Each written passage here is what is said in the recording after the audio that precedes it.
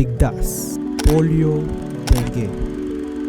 Ang mga sakit na ito ay gawa ng mga microbes na hindi nakikita ng mata.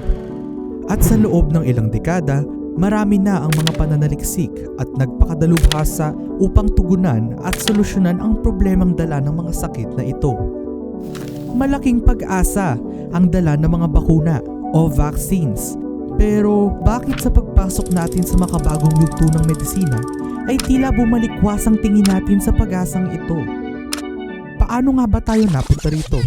Nagdeklara ng polio outbreak. Nababakunahan niyo na po ba ang inyong mga anak? Takot nga po kasi nakikita namin sa TV The measles outbreak is not yet over. Maybe we shouldn't do a mass vaccination. Huwag ituloy yung mass vaccination na yan. Forensic laboratory qualified to declare that Dengvaxia was the cause of the death.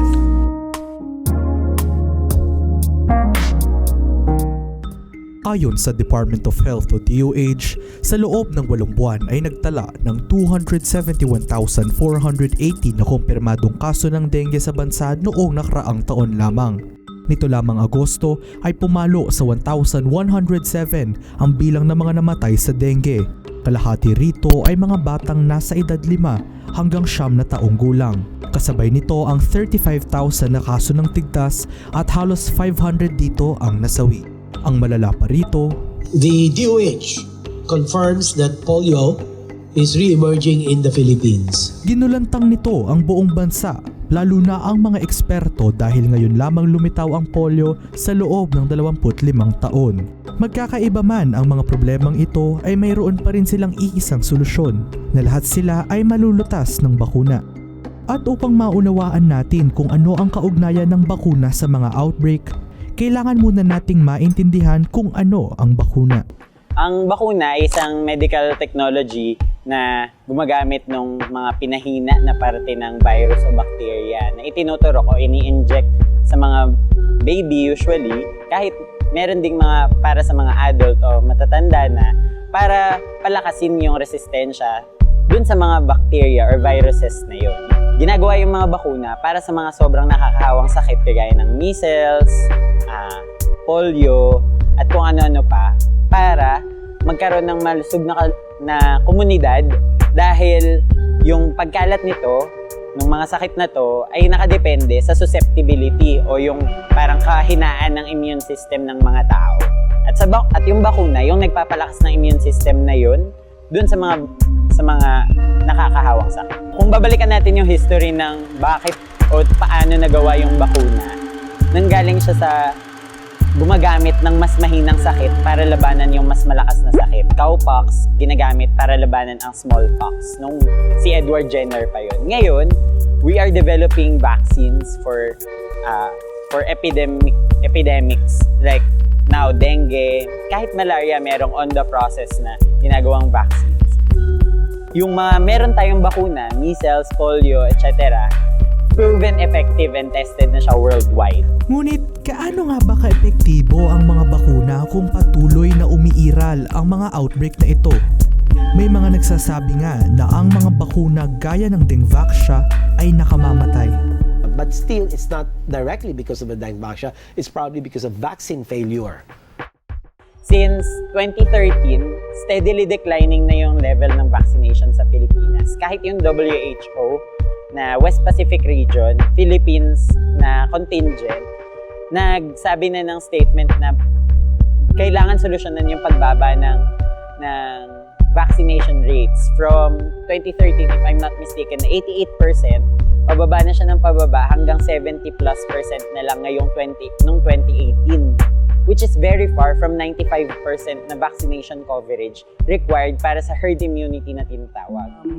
Ang konsepto ng herd immunity ay nakabatay sa prinsipyo na pag tinanggal mo kung saan pwedeng mabuhay ang isang sakit, mawawalan siya ng pupuntahan. Pag tinanggal mo yung mga taong pwede niyang pamuhayan, wala na siyang pupuntahan. Eventually, mamamatay siya or titigil siyang dumami. Ngayon, kung mababa yung herd immunity mo, maraming pupuntahan yung sakit. Magpe-persist siya. Magpapatuloy siyang maging sanhi ng sakit.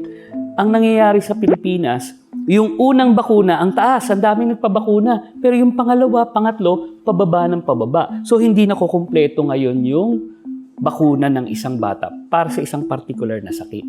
Kaya, hindi nagiging buo yung kanyang proteksyon. At pag ganyan ang nangyayari, lalong nagiging vulnerable yung populasyon sa sakit. Ayon sa isang pag-aaral, ang bilang ng mga naniniwalang mahalaga, ligtas at epektibo ang mga bakuna ay bumaba mula sa halos 100% noong 2015 pababa sa 60 to 80% noong 2018, panahon kung kailan pumutok ang kontrobersiya ng Dengvaxia. Bakit patuloy na bumababa ang tiwala ng publiko sa mga bakuna? Pag binakunahan mo, tapos nagkasakit, tapos namatay, sasabihin dahil sa bakuna mo na kaagad yun. Doon nagsisimula yung maling paniniwala. Ayaw na ngayon magpabakuna ng mga tao dahil sabi, binakunahan nila, nagkasakit, nilagnat, tapos ngayon patay na. Hindi natin alam, baka naman matagal nang may sakit yung bata bago binakunahan or baka nagkasakit siya ng malubhang pneumonia, halimbawa, na wala namang kinalaman doon sa bakuna. Isa yan sa maling paniniwala. Madali kasing kumalat ngayon yung mga maling balita, lalo na sa social media. Parang sabi nga yung mga Pilipino ay halos kahit magtataho, meron ng cellphone, meron ng Facebook minsan. Marami doon na misinformation yung lumalabas. In that aspect pa lang, dapat pumapasok tayo bilang public health practitioners and public health activists. In fact, hindi kami nagtatanong ano ba gusto mong malaman tungkol sa bakuna?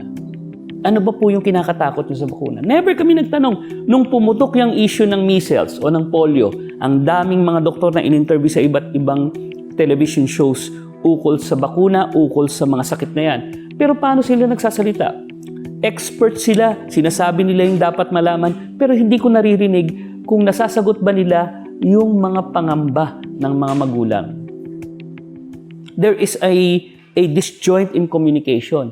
Sa panahon kung kailan madaling kumalat ang maling impormasyon, fake news at iba pa, at sa pagpasok natin sa digital age na ang mga ideya at impormasyon, maging ang mga diskurso ay madaling kumalat, makikita na ang problema sa bakuna ay hindi lamang problemang medikal.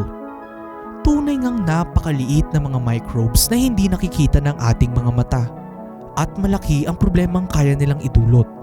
Ngunit, ano nga ba ang tunay na problema? Ang mga maliliit na bagay na hindi natin nakikita? O ang mga malalaking bagay na pilit nating hindi tinitingnan? Mahalaga ang gampanin ng medical professionals.